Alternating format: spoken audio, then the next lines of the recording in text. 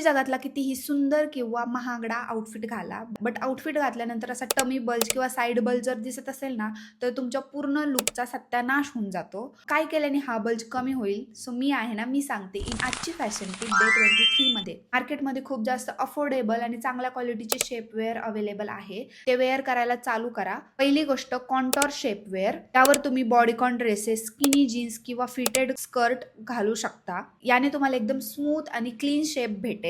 दुसरी गोष्ट फुल शेपवेअर. त्यावर तुम्ही कुठलाही इंडियन ड्रेस जसं की कुर्ती, अनारकली आणि इव्हन तुम्ही डेली वेअरचे जे ड्रेसेस असतात ना, त्यावर पण हे वेअर करू शकता. तिसरी गोष्ट लॉंग लाईन स्ट्रॅपलेस शेपवेअर.